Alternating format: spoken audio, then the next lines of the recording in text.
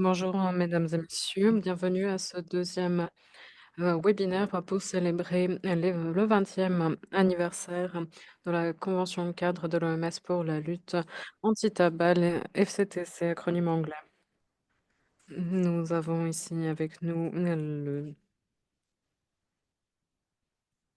la chef du secrétariat de la Convention cadre. Donc, ce webinaire est diffusé dans les sites officiels de l'OMS.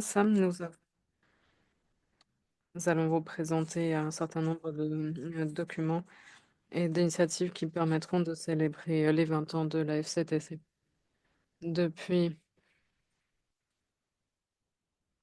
le lancement de la Convention cadre, un grand nombre d'initiatives et de mesures ont été mises en place dans le cadre de ce travail, même si des difficultés restent en ce qui concerne la responsabilité civile notamment.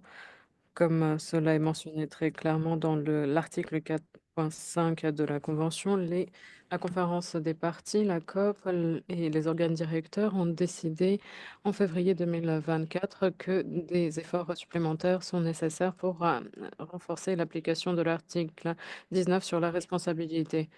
Le groupe d'experts créé lors de cette session prépare son rapport à la prochaine réunion de la COP prévue pour novembre.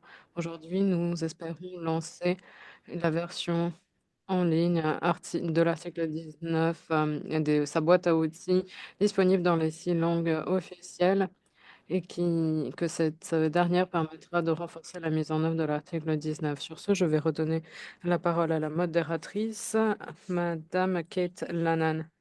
Merci beaucoup, Adriana. Bonjour à tous.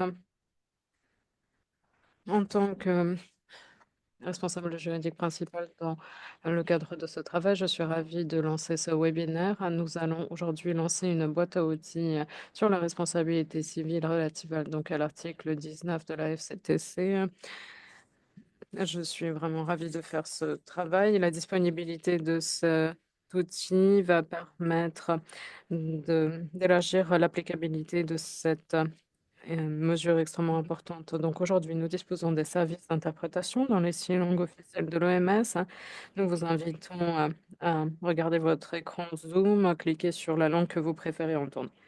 Donc nous avons un programme très chargé. J'espère qu'à la fin de cette séance, nous aurons la possibilité de répondre à quelques questions. Donc, n'hésitez pas à utiliser la boîte de dialogue pour les questions-réponses. Nous ferons ce que l'on de notre mieux pour répondre aux questions qui nous parviendront. Permettez-moi d'abord de vous présenter notre premier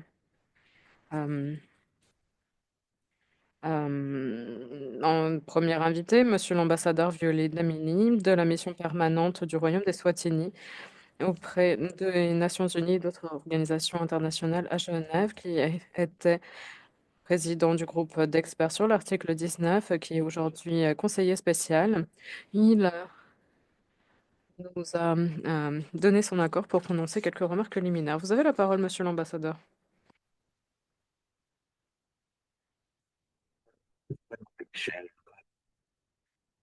Merci beaucoup, Kate, de m'avoir présenté. Je remercie Adriana également de ses remarques d'ouverture. Mesdames et messieurs, chers collègues, bonjour à tous. Quel que soit le fuseau horaire ou la juridiction que vous représentez, bon, pour certains, c'est la matinée, pour d'autres, c'est la soirée. Merci beaucoup de vous être connectés. J'aimerais, dès le départ, vous dire qu'il s'agit d'un véritable plaisir et privilège que d'avoir cette opportunité de m'adresser à vous et de vous accueillir pour ce lancement de la boîte à outils sur la responsabilité civile multilangue relative à l'article 19. Nous savons déjà de notre expérience que la lutte contre et les différentes revendications déposées contre l'industrie du tabac n'est jamais une tâche facile. Les gouvernements, les travailleurs du secteur de la santé, beaucoup de victimes de maladies liées au tabac souhaitent très souvent s'opposer à l'industrie du tabac, mais cependant, font face à des difficultés. Aujourd'hui, nous allons célébrer un nouveau jalon dans nos efforts collectifs pour aider les gouvernements, les individus, la société civile à surmonter les différents défis, notamment au niveau de la mise en œuvre de l'article 19.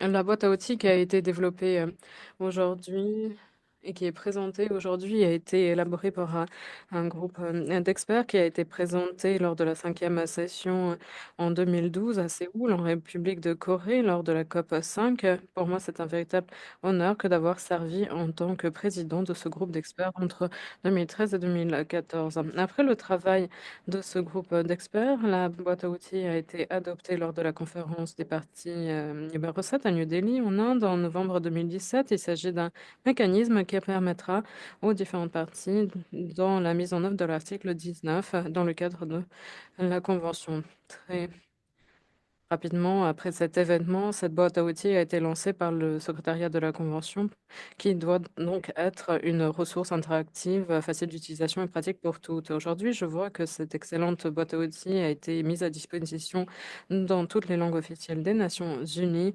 Cette initiative témoigne de notre engagement continu en faveur de l'inclusivité dans le cadre de la communauté de la lutte anti-tabac.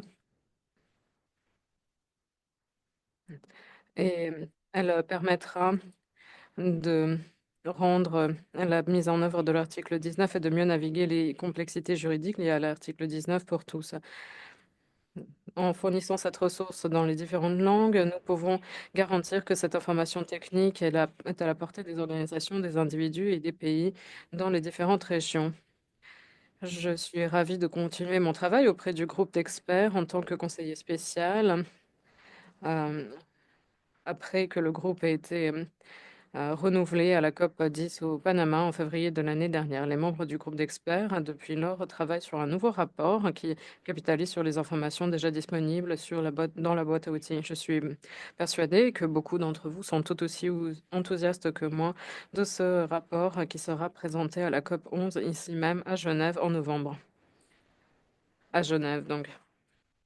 Après notre réunion, j'aimerais vous inviter à explorer, à apprendre à utiliser la boîte à outils relative à l'article 19 et de partager cette bonne nouvelle dans vos propres réseaux. En utilisant cette boîte à outils, nous pourrons avancer plus rapidement dans la maîtrise et le contrôle du tabac. Je vous remercie de votre participation, de votre engagement. Merci beaucoup. Merci beaucoup, Monsieur l'ambassadeur, de votre discours liminaire. Merci beaucoup de votre soutien. Donc, nous allons nous tourner vers notre programme. Nous avons plusieurs orateurs qui vont prendre la parole, qui vont nous permettre d'explorer différentes questions. D'abord, nous allons nous pencher sur la question de l'application de l'article 19 et des différentes obligations qui y sont relatives, la manière dont la boîte à outils peut aider les différentes parties. Nous allons nous pencher sur différents exemples récents de la mise en œuvre de l'article 19 au Canada et au Brésil. Et ensuite, nous allons également avoir un exemple de la manière interactive et efficace dont la boîte à outils peut être utilisée dès maintenant. Donc, je suis ravie de vous présenter le professeur Andrew Higgins de la faculté de droit de l'Université d'Oxford et qui est le président du groupe d'experts sur l'article 19. Monsieur professeur Andrew Higgins, vous avez la parole. Bonjour, merci beaucoup. Donc, je suis professeur de droit à l'université d'Oxford. Je pratique également donc en Angleterre, en Australie. Je suis le président du groupe d'experts actuel sur l'article 19. J'ai également participé au travail d'experts sur l'article 19 auparavant, donc au groupe qui a travaillé sur la boîte à outils. J'aimerais remercier notamment Joanna Guzman qui a travaillé en tant que secrétaire, qui m'a beaucoup appuyé dans cette boîte à outils.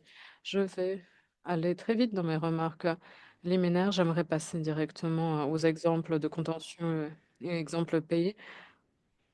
Mais premièrement, j'aimerais expliquer pourquoi nous avons lancé cette boîte à outils. En fait, il s'agissait de mettre en place un outil, non seulement pour les juristes, mais également pour les autres, les ONG, les gouvernements, les preneurs de décision, etc.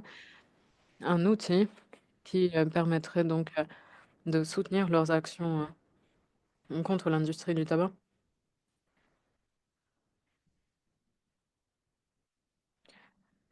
notamment dans le cadre d'expositions involontaires au tabagisme et d'autres. Non, ce que nous avons essayé de faire, c'est que nous avons pris des exemples de pratiques déjà existantes qui ont été déjà adoptées, mais nous avons également identifié un certain nombre de potentielles réformes à mettre en place, notamment pour rendre les systèmes plus accessibles et permettre aux parties de mieux appliquer les différentes dispositions et rendre les contentions plus simples. Donc, pour mener à bien des litiges, Mmh, notamment contre des, publicités, mensongères, mais également pour revendiquer des dommages-intérêts et des, compensations pour le redressement et cetera. Donc en f ce que nous essayons de faire pouvez-vous faire avancer, la diapositive?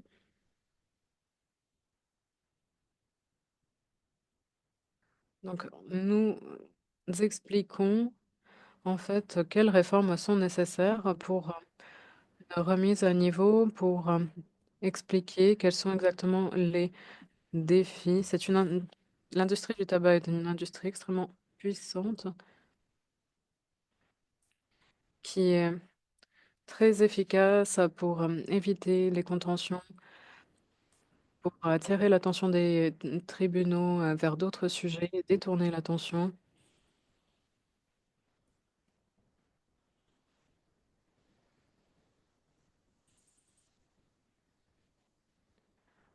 et donc le but étant de protéger, les personnes souffrant de maladies liées au tabagisme et la société de manière plus générale.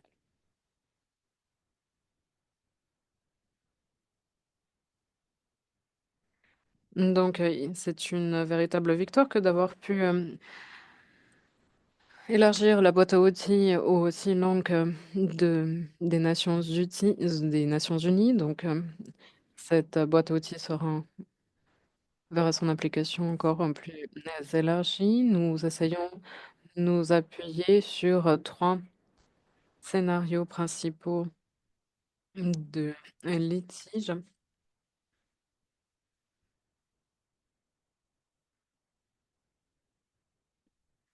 La boîte à outils est conçue de telle manière que toute personne concernée pourrait s'y retrouver. Donc, il y a plusieurs scénarios dans lesquels les différentes parties pourraient se retrouver. Donc, on pourrait penser à des réformes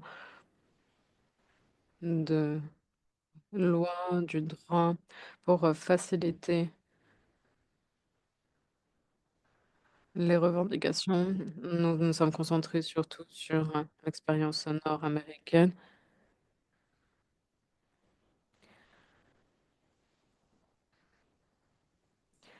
Il s'agit également de faciliter l'accès à la justice sur une base individuelle ou collective, mais également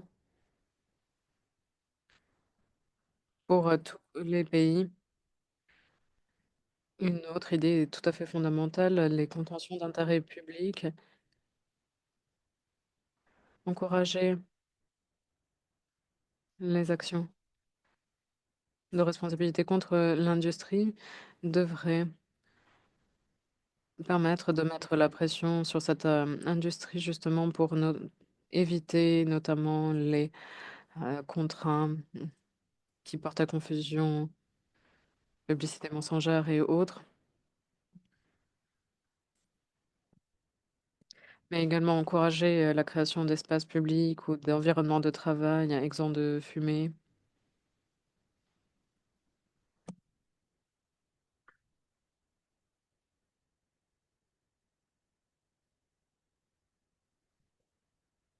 Après avoir présenté les différents exemples pays, je vais également vous présenter les scénarios que nous avons élaborés à outils et nous allons également vous donner un exemple précis de l'utilisation de cette boîte à outils. Mais premièrement, j'aimerais également vous présenter les représentants pays. Notre premier orateur, Monsieur André L'Espérance, un juriste du Québec, Canada, chez Trudel Johnston L'Espérance. Il était un des juristes essentiels, des principaux qui ont participé donc à une action collective et qui a un- une affaire menée à bien qui aboutit cependant à un appel.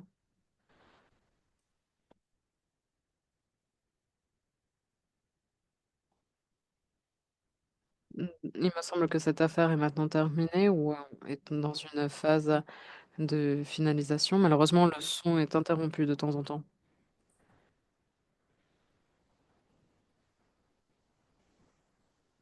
Donc, sans plus attendre, je vais donner la parole à Monsieur André L'Espérance qui va nous présenter son affaire. Merci beaucoup. Pouvez-vous afficher la première diapo?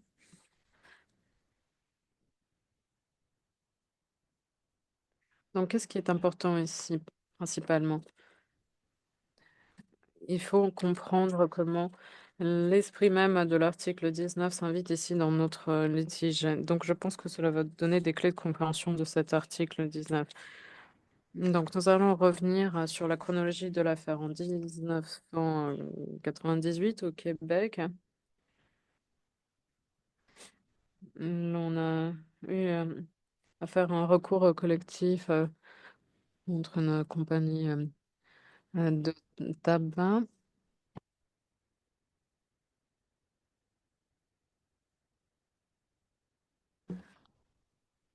Donc, deux recours collectifs,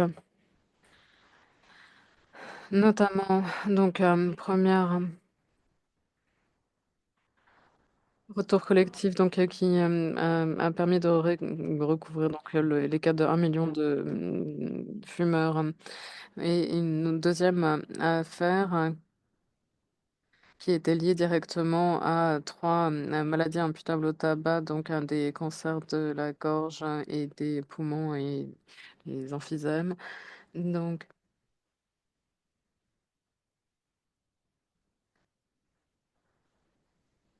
ces recours collectifs ont dû recouvrir, obtenir une certification pour pouvoir représenter des centaines de milliers de victimes du tabac. C'est une certification que nous avons obtenue en 2006. En 2009, une loi a été passée donc, par le gouvernement donc, pour le recouvrement des coûts des soins de santé,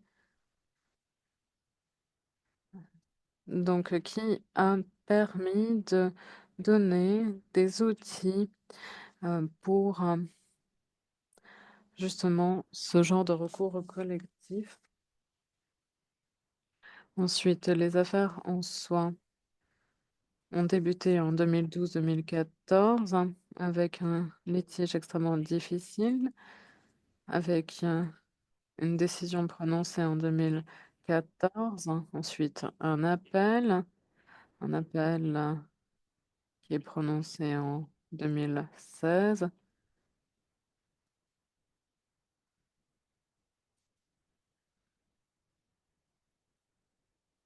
Et pratiquement immédiatement après le refus de cet appel, les entreprises ont déclaré faillite.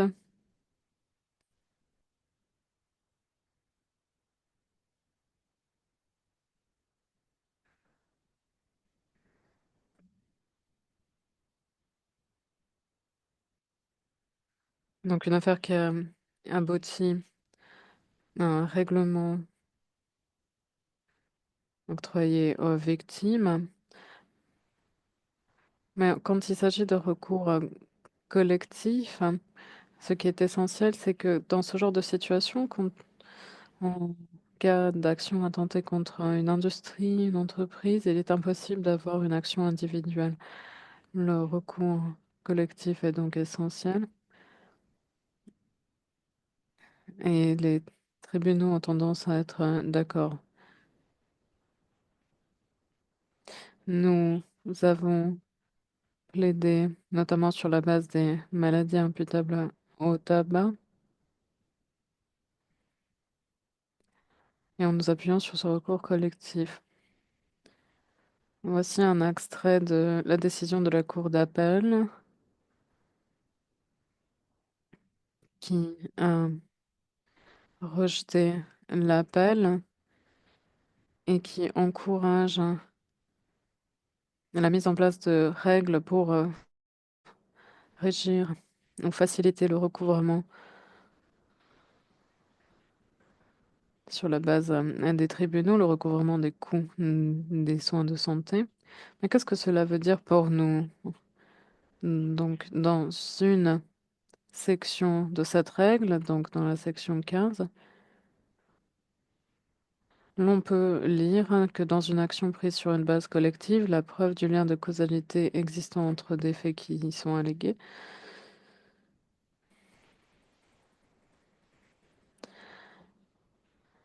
Donc, c'est une section qui consacre cette preuve du lien de causalité et donc obtenir cette mention dans une règle officielle était une étape fondamentale pour que l'on puisse obtenir ce que l'on appelait de nos voeux. Au cœur de la décision, il y avait le paragraphe 683 qui fait référence à la section 15. La Cour rappelle l'existence de cette section 15. L'esprit de l'article 19 s'est donc invité jusque dans nos textes de loi. Diapositive suivante. Il s'agit de mon dernier visuel. La législation a-t-elle permis une action collective couronnée de succès? La réponse est oui. Aurions-nous pu réussir sans cela? Oui, mais cela aurait été beaucoup plus difficile. Les juristes voient les choses de façon individuelle. Or, le tabac est un problème réellement collectif, notamment lorsqu'il s'agit d'aborder les maladies. Il n'y a pas d'autre cause à ces maladies que le tabac. La Cour a donc été influencée par l'esprit de la disposition 19 qui s'est retrouvée dans le texte que je vous ai lu. Et nous aurions pu procéder différemment, mais ce qui a vraiment fait la différence, c'est que nous avons pu nous appuyer sur deux dispositions. Il s'agissait de dire une chose très simple, à savoir de montrer que l'on peut adopter une procédure de recours collectif pour lutter contre les effets préjudiciables du tabac. Voilà, je m'en tiendrai là. Merci beaucoup. Je vais donner sous peu la parole à David Bristler du Brésil. Mais quelques mots d'introduction, peut-être. La boîte à outils comporte des avantages, mais également des limites, en tout cas des exceptions.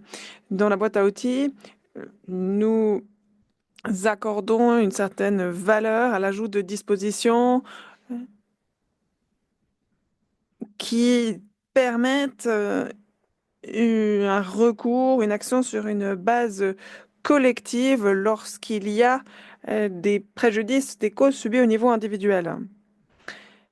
Mais on peut tout de même prendre des mesures sans avoir à disposition une telle législation sous la main, et c'est ce que l'on va voir avec l'exemple du Brésil. Donc la boîte à outils est un boîte à outils. Il n'y a pas qu'une seule bonne façon de faire, il y a plusieurs outils à exploiter et cela doit constituer un point de départ afin que les citoyens et les pays puissent réfléchir à la meilleure façon d'entamer des recours sur une base collective. Je vais donc donner maintenant la parole à Monsieur David Bressler, qui travaille au bureau du procureur général et qui fait partie de l'équipe d'experts sur l'article 19. Merci Andrew, merci à tous. Je voudrais évoquer le cas du Brésil. Il s'agit d'un bon exemple du scénario qui permet un certain recouvrement des coûts de la santé. Quelques informations contextuelles. Nous sommes en mai 2019. Le bureau du procureur général brésilien a entamé une action en justice contre des multinationales du tabac. Cela a pris plusieurs années de préparation et un certain nombre d'éléments du gouvernement, des analystes, des conseils juridiques, etc., ont participé à la préparation de cette action. Notre plainte concernait non seulement les organisations fêtières, mais également leurs succursales. L'objectif était de voir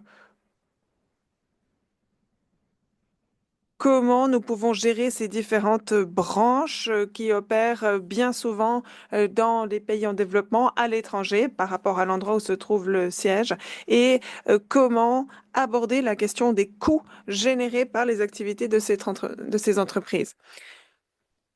L'objectif est de recouvrer les coûts des dépenses engendrées par les maladies provoquées par le tabagisme. Le Brésil peut s'appuyer sur un système de santé gratuit. Ce n'est pas un système parfait, mais c'est un des systèmes les plus souples au monde en la matière. Nous l'avons vu durant la pandémie de COVID-19. Ce système gère des éléments très complexes sur un territoire également extrêmement vaste. Les effets du tabac ont donc un effet particulièrement dévastateur sur ce système qui est à grande échelle. Nous nous basons sur deux hypothèses. Tout d'abord, un concept large de responsabilité, puis également la négligence. En ce qui concerne la responsabilité, il y a une clause générale, non seulement pour la négligence, mais également pour la responsabilité stricte ou absolue. Cela nous permet de compter sur une disposition qui ratisse très large. Le concept est assez tentaculaire et cela nous permet de l'exploiter dans le cas de ce recours. Nous avons mené une action sur une base collective au nom du système de santé, sur la base de ces deux chefs. Alors, on appelle cela une class action, une action sur une base collective. Cependant, ce type de recours n'est pas exactement prévu par la législation brésilienne. Il y a un concept de droit diffus. Il s'agit d'une violation de droits d'individus sans que ces individus n'aient besoin d'être identifiés pour que l'on puisse acter des dommages. Dans notre cas, nous estimons que chaque Brésilien, Brésilienne fait partie de la plainte, puisque ce sont eux qui financent le système, ce sont eux qui utilisent le système et qui doivent supporter les conséquences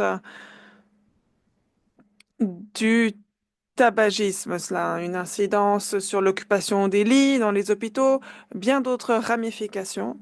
Donc, tout un chacun est concerné. Et nous avons également cherché à recevoir une compensation pour le traitement de 26 maladies directement liées à la consommation du tabac, à savoir ce que nous appelons les causes épidémiologiques. Nous sommes basés sur un rapport épidémiologique de 2014. Nous nous basons donc exclusivement sur des données factuelles pour montrer la causalité au niveau épidémiologique. L'objectif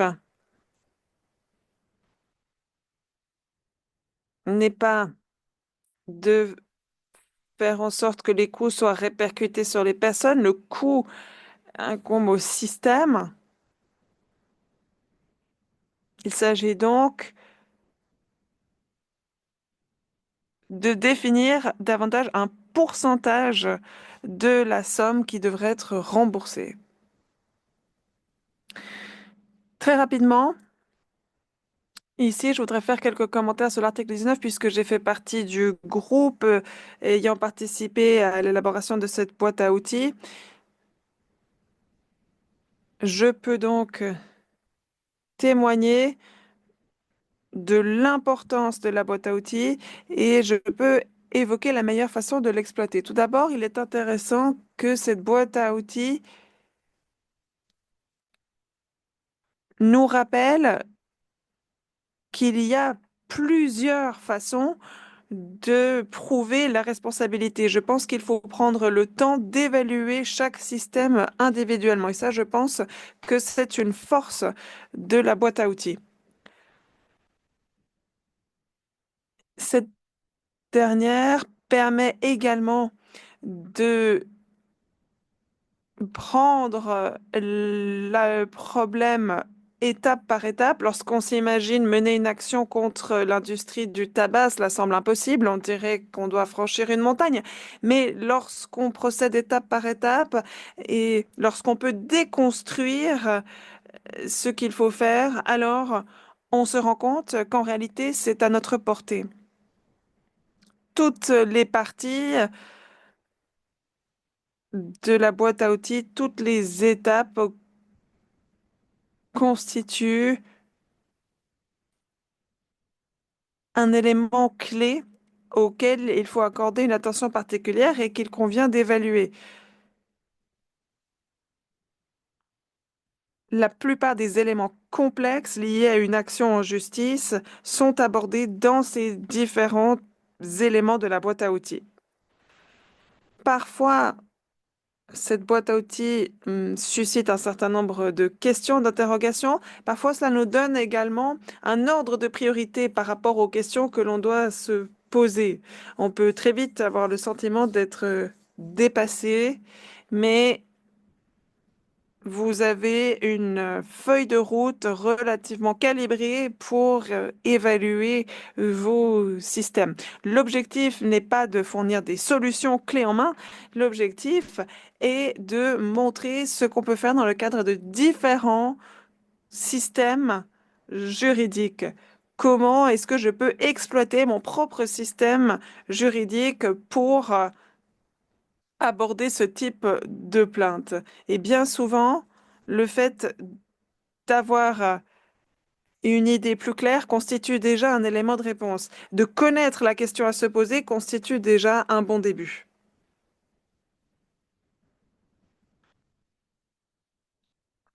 Enfin, je pense que cette boîte à outils donne une bonne idée de l'ampleur de la tâche.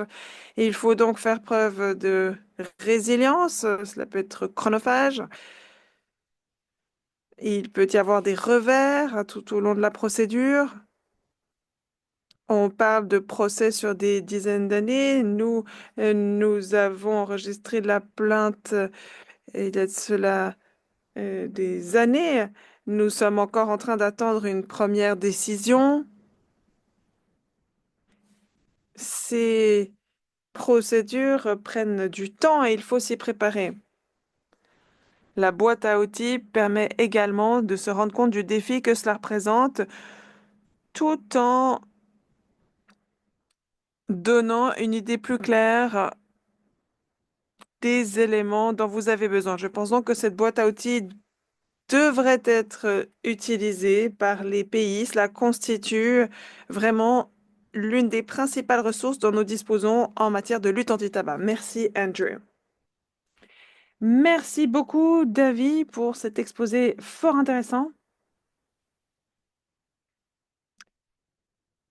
Nous avons vu deux structures, deux systèmes judiciaires extrêmement différents dans le cadre de ces présentations fort riches. Dans les deux cas, on se concentre sur l'aspect collectif. Le fardeau de la preuve est collectif. Bien souvent, en effet, les juristes se penchent sur le caractère individuel et on se rend compte que lorsqu'on mène une action collective, on peut rappeler à l'État qu'il a un devoir. Il est également intéressant de voir que l'on peut se baser sur des informations statistiques, épidémiologiques.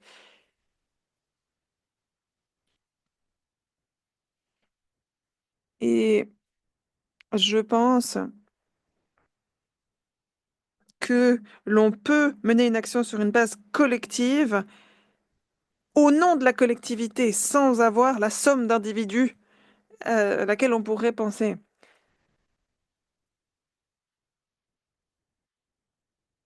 Vous dites que vous n'encouragez pas les actions individuelles pour remédier aux dommages, demande l'orateur. Les interprètes signalent que la qualité du son rend l'interprétation d'Andrew très difficile. Je pense qu'il y a différentes façons de s'y prendre. Dans notre cas, même si notre entreprise au final est couronnée de succès, les familles, les individus peuvent tout de même porter plainte puisque les dommages subis sont différents. Mais j'aime bien voir les choses de la façon suivante. Par exemple, dans des pays en Amérique latine qui s'appuient sur le droit civil, on s'appuie sur la causalité au niveau épidémiologique comme concept, ce qui fait que cela nous donne un scénario sur lequel nous appuyer lorsqu'on veut parler du dommage causé aux fumeurs. Mais il est intéressant de se dire qu'on peut s'appuyer sur la science dans ce genre de cas.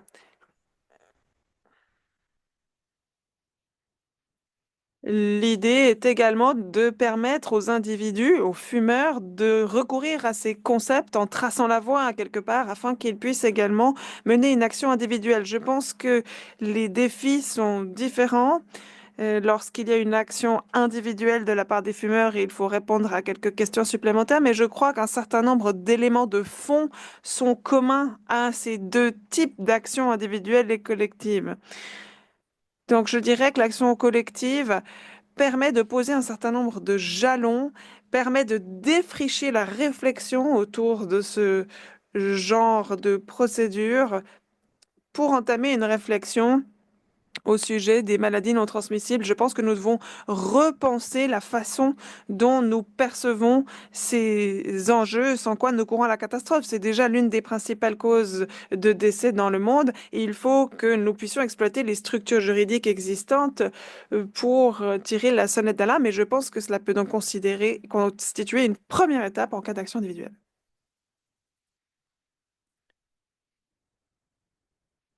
Souhaitez-vous que j'aborde la question, Andrew? Je crois que je suis d'accord avec David.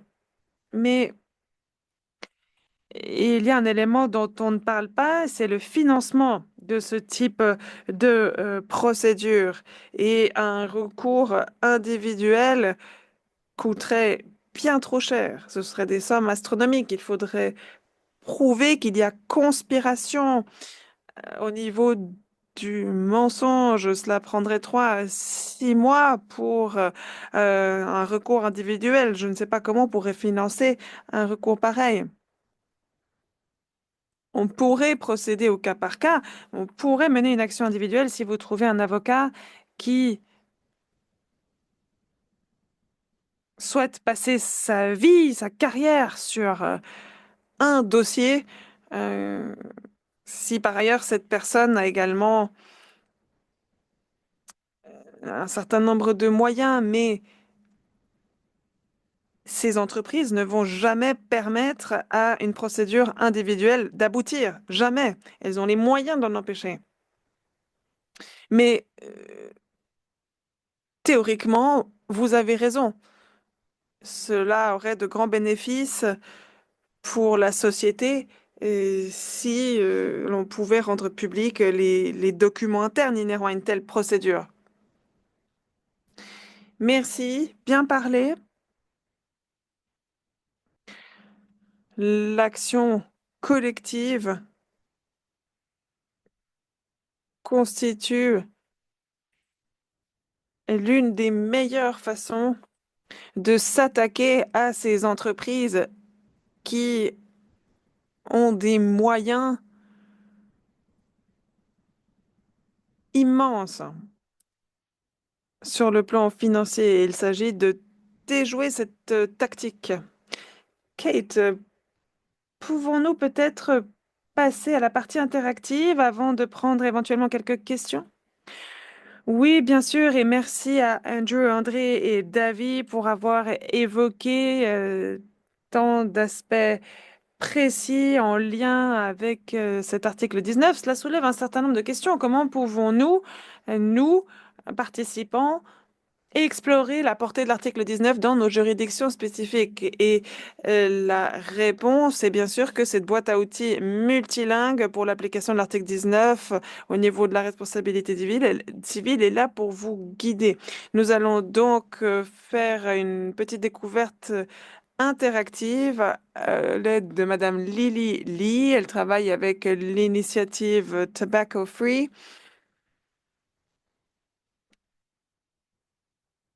Depuis Manille, Lily, est-ce que vous souhaitez nous rejoindre pour évoquer cette boîte à outils? Merci Kate, j'espère que vous m'entendez bien. Les interprètes signalent que la qualité du son est malheureusement très peu satisfaisante. Je travaille dans l'unité MNT, je suis basée à Manille, aux Philippines. Merci beaucoup de me permettre de participer à ce webinaire fort intéressant. Les 27 pays de notre région sont partis à la FCTC. Notre bureau fournit donc un appui à toutes ces différentes parties dans l'application de la Convention cadre.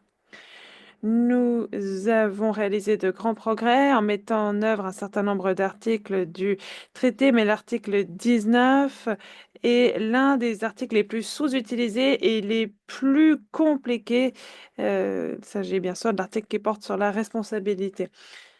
Nous allons voir comment nous pouvons exploiter différents mécanismes juridiques pour progresser dans la lutte anti-tabac. Je me réjouis d'en apprendre davantage sur les différentes options qui s'offrent à nous et sur la meilleure façon d'aborder la question de la responsabilité. Merci Lily, merci d'accepter d'aborder cette partie avec moi. Pouvons-nous voir la première diapositive de la boîte à outils? Bien. Pouvons-nous aller au scénario 3, s'il vous plaît? Comme je l'ai dit brièvement au tout début de ce webinaire,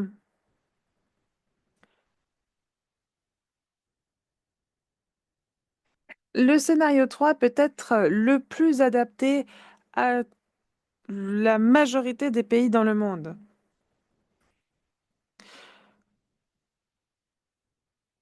En général, il s'agit de chercher à réparer un tort.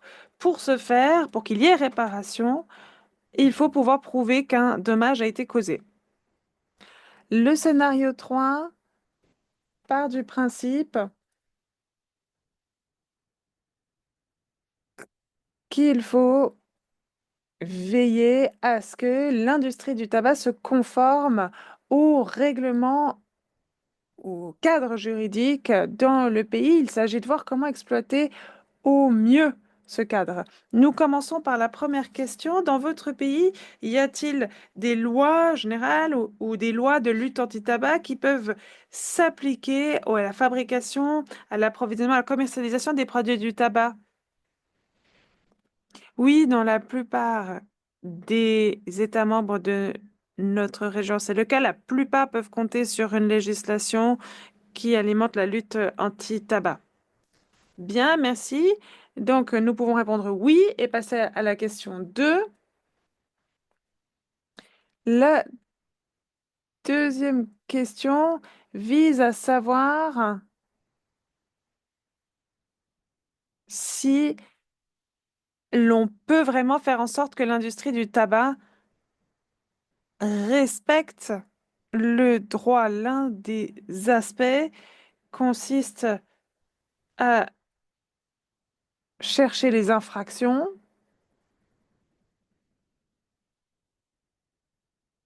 et voir si nous pouvons amener les tribunaux à faire en sorte d'arrêter ou de décourager les l'industrie du tabac par le biais d'amendes, de mesures conservatoires.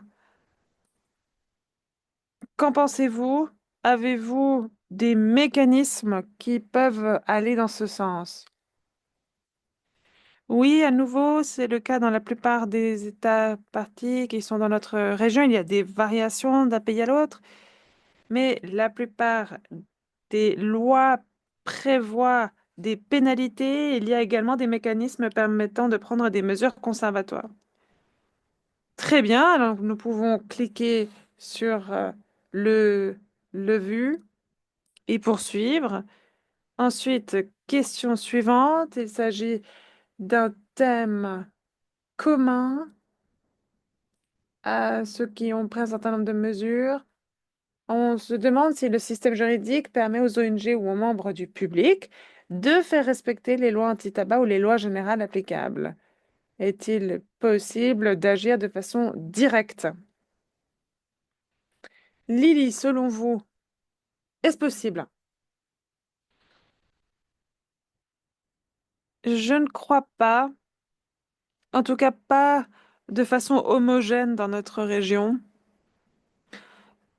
Nous avons identifié cela d'ailleurs comme étant une grande difficulté. Très bien, donc nous pouvons cliquer sur la croix. Cela nous amène à la question suivante. Est-il possible d'amender la législation? La loi définit des normes universelles et il est établi que parfois les agences de détection et de répression n'ont ni les ressources ni le temps pour veiller à ce que la loi soit appliquée. Parfois, les administrations manquent de moyens pour détecter les contournements de l'industrie. L'une des possibilités consiste à permettre à tout un chacun d'engager des procédures pour défaut d'exécution.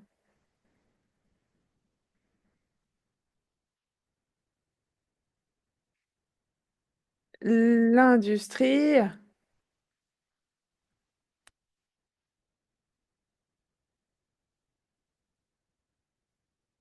plutôt l'objectif est de veiller à ce que des lois soient adoptées afin d'autoriser les personnes ou les organisations à engager des procédures.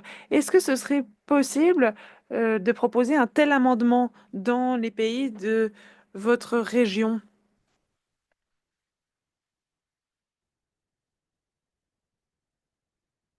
Oui, je pense que cela devrait être possible. Très bien, nous pouvons donc cliquer oui. Nous passons à la suite.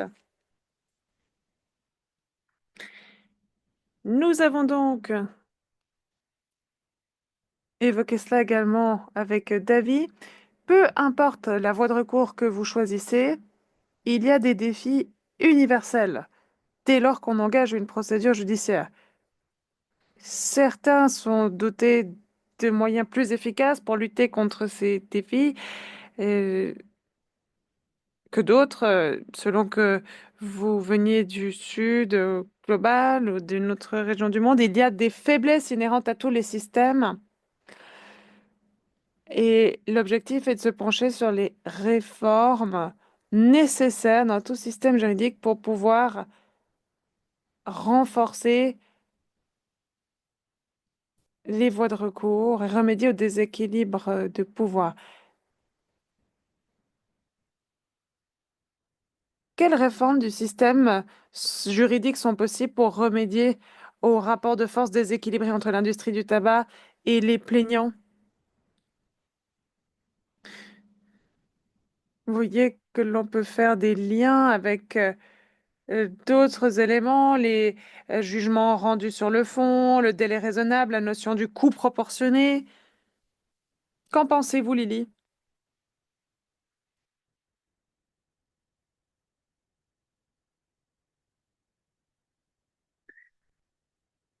L'objectif est de dresser la liste des réformes procédurales qui peuvent être menées.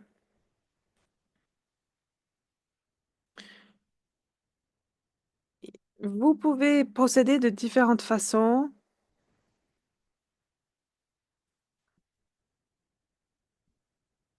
pour éviter que l'industrie n'utilise ces fonds conséquents pour décourager des personnes qui entament un recours. Vous pouvez notamment définir une responsabilité non limitée. Vous pouvez également proposer une alternative pour ceux qui ont peu de ressources, notamment des remises. Et l'on peut également définir des garanties dans le cadre d'un mécanisme de financement permettant de disposer de l'assistance financière nécessaire pour poursuivre les actions entamées en justice. Il y aurait donc un certain pourcentage dévolu à l'aide financière, une sorte de cotisation forfaitaire. Les interprètes signalent que la qualité du son rend l'interprétation extrêmement difficile dans un contexte extrêmement juridique. Nous nous excusons de toutes les euh, de l'éventuel manque de clarté.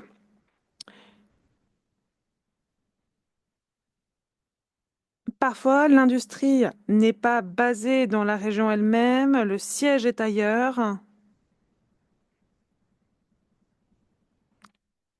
et les pays doivent donc veiller à ce que la loi soit effectivement applicable. Vous avez donc ici cette liste de contrôles pour vous orienter. If we just vote, Louis, Lily, quelle est donc votre réponse à cette question numéro 5? Quelles autres réformes seraient préférées ici, dans votre pays, dans votre région? Donc, je pense toutes mesures vis-à-vis des ressources, toutes les ressources qui ont été mentionnées, notamment dans votre checklist ici, seraient très bienvenues. Bon, je pense que nous pouvons continuer, nous pouvons cliquer. Et donc, nous avons terminé ce parcours. Donc, vous pouvez ensuite avoir accès à un rapport de résultats. Vous, secrétariat, pourriez-vous descendre, s'il vous plaît? Donc, nous avons maintenant un rapport qui est généré par la boîte à outils. Donc, nous avons ici un certain nombre de ressources qui pourraient être potentiellement utiles pour vous appuyer.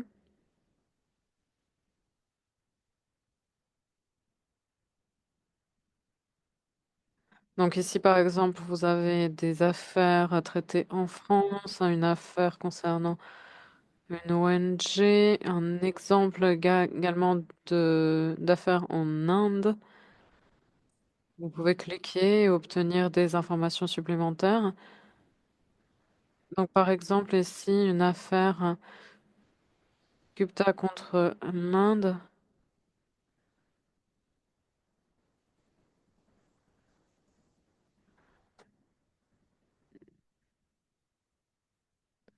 Ici, vous avez donc des explications sur l'affaire concernée.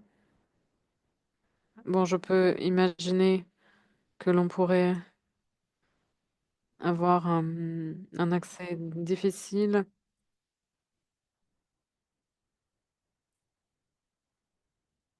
aux certaines affaires, mais dans d'autres cas, on peut penser également à des procédures judiciaires d'intérêt public, notamment demander au gouvernement de mettre en place des interdictions de fumer dans les espaces publics. Donc, c'est les organisations non gouvernementales en Inde en 2021 qui ont intenté cette procédure d'intérêt général. Donc, il s'agit de quelque chose qui a trait également au droit prévu par la Constitution ou la loi,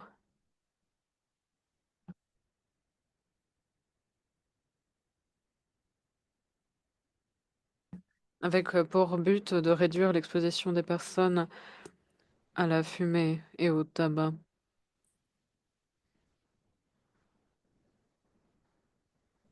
Donc, comme vous le voyez, une affaire très étroitement liée aux objectifs représentés par l'article 19.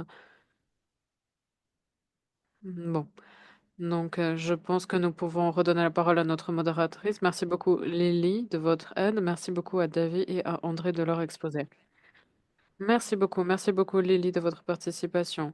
Donc nous avons reçu un certain nombre de questions, mais nous allons garder à l'esprit que nous avons déjà un peu dépassé le temps que nous avions prévu. Donc les questions concernent certains domaines auxquels nous n'avons pas encore tout à fait touché. Donc il y a plusieurs questions très importantes qui concernent les parties prenantes dans la lutte anti-tabac, notamment dans le cadre de l'article 19 et des actions de responsabilité civile. Pourriez-vous expliquer comment la société civile pourrait appuyer les parties dans ces différents efforts? Je pense que l'on pourrait demander à nos orateurs de nous donner une réponse brève sur le sujet. Nous allons commencer par André. Donc, comment la société civile peut-elle aider? Je pense qu'elle a des moyens d'action formidables. En ce qui nous concerne, nous avons vu notamment une ONG qui a déposé un recours collectif il y a une vingtaine d'années et grâce justement à leurs efforts, grâce à leur pouvoir fédérateur, nous sommes parvenus là où nous en sommes aujourd'hui. Donc c'était en fait une action qui a été soutenue par la société civile justement. Aujourd'hui, nous pouvons profiter justement de leurs efforts, du résultat de leur travail. Je ne sais pas si cela répond à votre question, mais en tout cas, pour notre affaire que j'ai présentée, c'était tout à fait fondamental. Très bien, merci, Davy. En ce qui nous concerne, je pense, la participation de la société civile était fondamentale, notamment pour collecter les informations, les expériences passées. Nous avons vu la participation de pays comme le Canada, les États-Unis, avec des affaires traitées au cours des années précédentes. Et il y a beaucoup de pratiques et d'historiques ici, des actions, des affaires traitées par les tribunaux, etc., donc des procédures judiciaires. Donc cela nous a permis de bien comprendre la tâche qui était devant nous grâce à la société civile et cela nous a permis également d'absorber en quelque sorte cette connaissance. Et une connaissance qui est elle-même portée par la société civile. Et c'est une grande expérience qui est donc collectée, qui est fondamentale pour l'échange d'idées. Et cela nous a permis également d'anticiper les événements dans une certaine mesure. Très bien, merci beaucoup, Davy. Et Vous avez également, Monsieur André, beaucoup d'expérience en ce qui concerne la société civile. Oui, en fait, il suffit de réfléchir aux ressources qui sont utilisées dans ce genre de contentieux.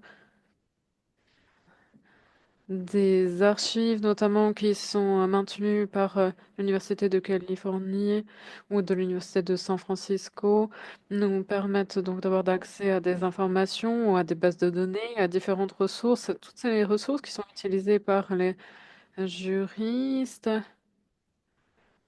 ces informations qui sont collectées, interruption du son.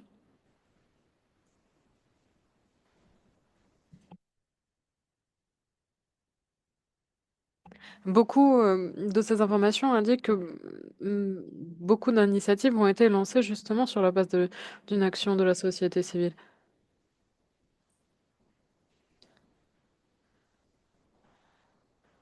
Les premières affaires traitées devant les tribunaux civils étaient justement pilotées par la communauté civile. Une fois que l'on lance un échange d'idées, cela permet de justement réduire l'écart d'information, ce déséquilibre entre l'industrie et la société civile. André L'Espérance, si vous me permettez, en fait, la société civile était véritablement un moteur. Il On peut penser à des gens comme Anil Kalecha et Cynthia, avec donc des leaders qui disposaient de connaissances, d'informations, donc des personnes qui nous ont appuyés dans notre lutte. Très bien, merci beaucoup de vos réponses.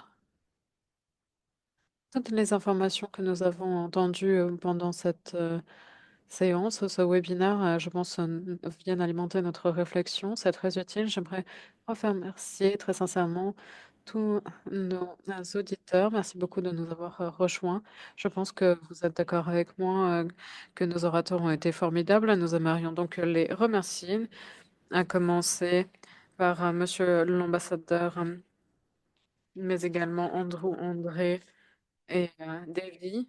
Merci beaucoup également à toute l'équipe qui a organisé cette réunion multilingue. J'aimerais vous informer que l'enregistrement de ce webinaire sera envoyé sur la chaîne YouTube du secrétariat de la Convention, sera disponible dans les différentes langues. De plus, les participants vont recevoir un lien vers cette vidéo et un lien vers la boîte à outils multilingue. Donc, vous aurez tous ces liens à votre disposition. Une autre chose, rappelez-vous que nous disposons également d'une base de données des experts pour l'article 19 qui est donc déjà en place sur notre site. J'aimerais rappeler à toutes les parties, aux représentants de la société civile, de ne pas hésiter à rajouter et d'utiliser donc les contacts des experts qui figurent dans cette base de données.